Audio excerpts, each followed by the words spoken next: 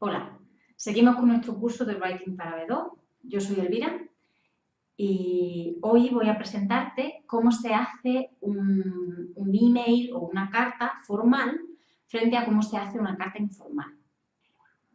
Lo primero que tenemos que ver son aspectos comunes de los dos tipos de cartas. En las cartas, tanto en las informales como en las formales, nos vamos a encontrar cosas que ya sabemos que tenemos que hacer en el examen, es decir, tenemos que fijarnos bien en qué quieren que hagamos, cuál es la tarea que tenemos que completar. Si es una carta informal a un amigo, es posible que tengamos que contestar información, a lo mejor nos pide que le recomendemos sitios para visitar en nuestro país, algo parecido. Si fuese una informal, puede que sea una carta de queja, una complaint letter. Evidentemente tienes que evaluar un servicio y quejarte de algo que haya pasado. Otra cosa que tenemos que hacer, que sabemos ya de los textos anteriores, es que tenemos que ser muy claros. You have to be specific and you need to express yourself properly in a straightforward way, ¿vale? Tienes que ser directo. And be careful, no hagáis experimentos, ¿vale? Si no sabemos cómo expresar una idea, buscamos una manera que sepamos que es correcta, ¿ok? Lo digo porque a este nivel podemos hacer experimentos pero para aprender, pero no en el examen, ¿right? Porque no queremos que haya sin sentido, ¿ok? And regarding the format, y esto es muy importante, las cartas y los emails tienen un formato muy particular que es importante mantener en el examen, porque con este formato van a evaluarte también, van a saber si tú estás familiarizado o no con cómo se escribe una carta, ¿vale? No olvidéis nunca que tiene una introducción, ¿vale? Un saludo inicial, el initial greeting. Esto de aquí es una coma, ¿vale? No sé si se ve muy bien en el vídeo, pero eso de ahí es una coma, no es un punto ni son dos puntos. That's what we use in Spanish, right? No. It's a colon, no in English. In English it's a comma. Es muy importante, ¿vale? Clear paragraphing, separating ideas, chunks of meaning, ¿vale? Idea o bloques de significado. And finally, you're going to say goodbye, right? Y eso lo vas a hacer, vas a despedirte y lo vas a hacer de acuerdo con si es una carta formal o informal. Vamos a ver, ahora ya vamos a ver rasgos más específicos de lengua, y engancho con esto que estaba diciendo. Las cartas necesitan un saludo inicial y una despedida, eso es muy importante, que van en líneas separadas, ¿right? Que vamos a encontrarnos como saludo inicial en una carta informal, sorry. Dear, lo que sea, y el nombre de pila, the other person's first name, o hi, ¿vale? Puede ser un hi with an exclamation mark, right? Something I forgot. Yeah, I'm going to say that. Y luego le vamos a poner un best, o un love, o lots of love, o big hug, o whatever you feel, ¿ok? Por un lado, don't forget your name, ¿vale? Que no se os olvide el nombre, porque es vuestra carta. Aunque no se la estéis escribiendo a nadie en realidad, pero es vuestra carta, ¿ok? Now, ¿cómo se hace ese saludo inicial en una carta formal? Ese saludo inicial se hace con un dear sir o madam, ¿vale? Vamos a estar escribiendo normalmente a una empresa o a alguna autoridad. Maybe you're writing to a letter to the city council, al ayuntamiento, or maybe you're writing a formal letter to some other entity, I don't know, ¿ok? Entonces, en esos casos, a veces sabemos a quién le escribimos, otras veces no, right?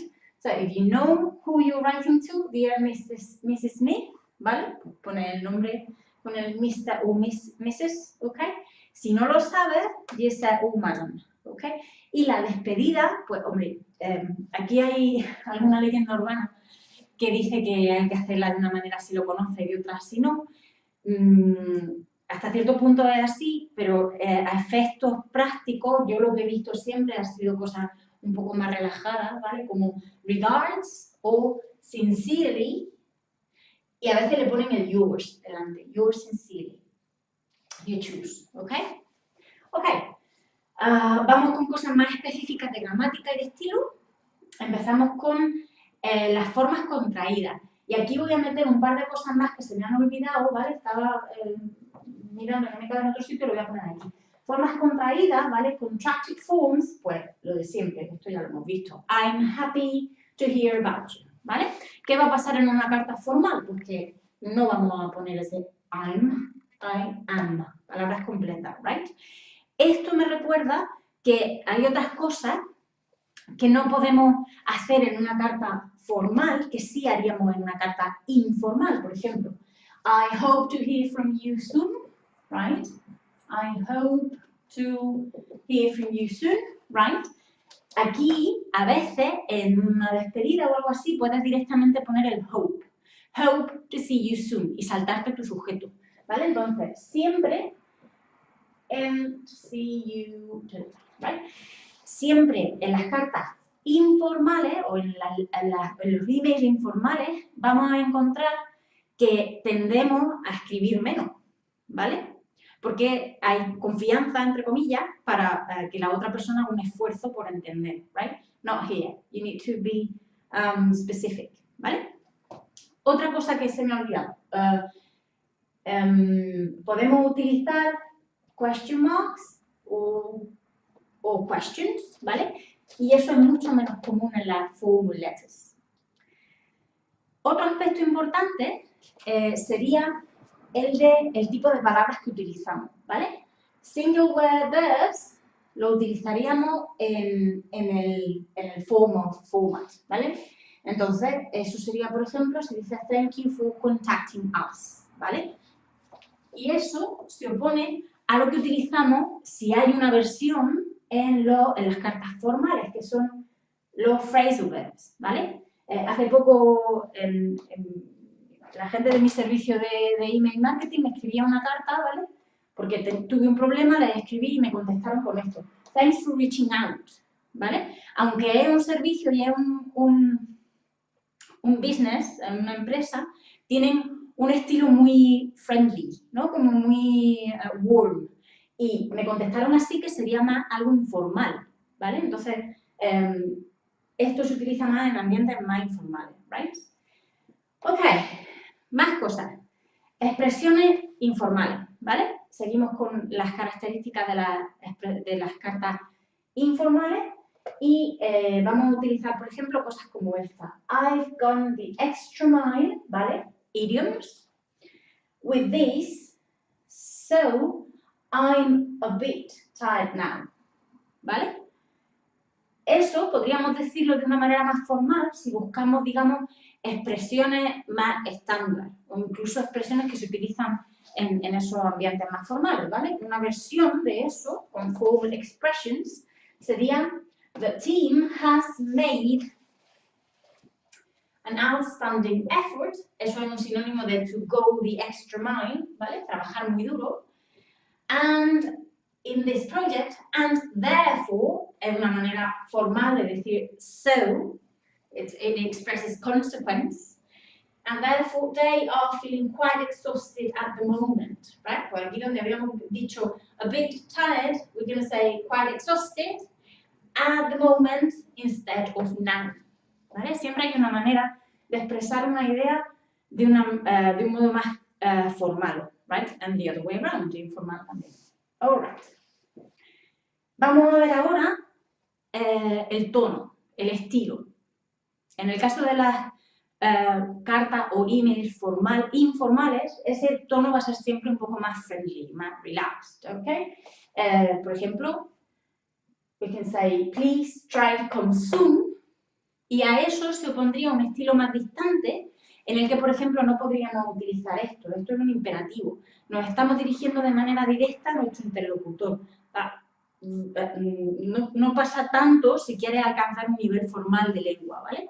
Entonces podrías decirlo algo así, más impersonal, more distant, y you say, it would be advisable to arrive early, right? En lugar de, please try to come soon, tenemos un tipo de estructura impersonal que precisamente evita que nos dirijamos de manera directa. Otra de las cosas que tenemos que tener en cuenta en los textos informales es el uso de verbos en forma activa. ¿Ok? Esto ya lo hemos visto alguna otra vez en algún otro texto cuando queremos subir un poco el registro, que suene un poco más formal, pero quería poneros un ejemplo concreto que podemos utilizar en una carta, ¿vale? Si estamos haciendo algo en forma activa, nosotros u otra persona somos los que hacemos las cosas. Y el verbo es un verbo normal, ¿right? Entre comillas. Okay. So we are thinking, we, nosotros, about some solutions. Queda claro quién es el sujeto. Ok, esto no siempre es así. Cuando tenemos una forma pasiva, no vamos a dejar claro quién es el sujeto, vamos a poner el foco sobre lo que pasa, ¿vale? Cuando ponemos el foco sobre lo que pasa, es muy probable que cambies de sujeto. A veces podemos hacer estructuras totalmente impersonales en las que no hay sujeto y otras veces vamos a hacer un giro y tu sujeto va a ser un nombre, ¿vale? Por ejemplo, aquí estamos hablando de solutions, ¿vale? Pues ahora vamos a convertir esas solutions en las sorry, is that some solutions is going to become the subjects. Y para eso va a convertirse en el sujeto y para eso necesitamos una estructura de pasiva. Right? So we use noun concepts as subjects in a passive sentence. So various solutions se ha convertido en el sujeto cuando aquí era un objeto, right? Are being considered. Utilizando una pasiva continua. Cool, ¿eh? Por último, vamos a ver qué tipo de vocabulario o cómo varía el vocabulario en función de si estamos haciendo una carta informal o formal. Por lo general, el vocabulario en los textos informales va a ser un vocabulario mucho más frecuente. Es vocabulario que vemos en más contextos, digamos así, ¿vale? Podríamos hablar, por ejemplo, de la diferencia entre enough, aquí, ¿vale?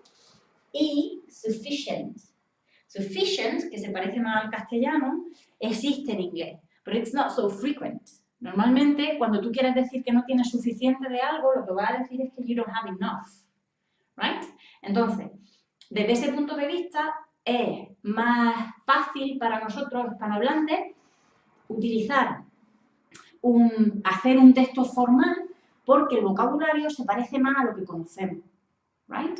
No nos cuesta tanto trabajo. Si ya tienes una base de inglés neutral o de inglés de todos los días, este vocabulario ha sido el que ya te has tenido que aprender. Con hacer un cambio del castellano, it's enough, right?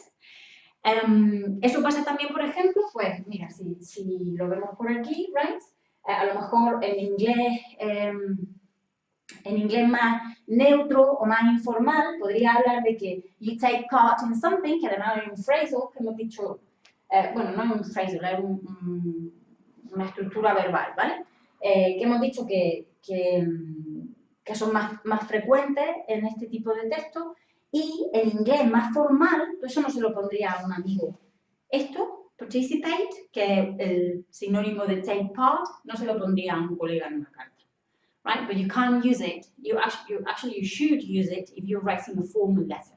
If you're writing your CV for an application form, something similar, it's interesting to say that you have participated in voluntary projects in third world countries or, I don't know, something similar. Right? Eso es todo. Esto ha sido el resumen de la diferencia de estilo entre una carta o un email formal e informal. Espero que hayan quedado algunos conceptos claros y solo quería recordarte que sigo teniendo plazas en mi proyecto, en mi programa. Yo te corrijo, ¿vale? Está ahí arriba, lo pondré en el mail en algún sitio. Y sencillamente un programa en el que te puedo corregir a distancia y ayudarte a mejorar tus writing skills para que partas la pana en el examen, right? You do a killer exam. All right, enough. Thanks for watching. Si me estás viendo por YouTube o por Facebook, please thumbs up. Y si me estás viendo porque estás en mi lista de correo, thanks for being there, right? Bye-bye.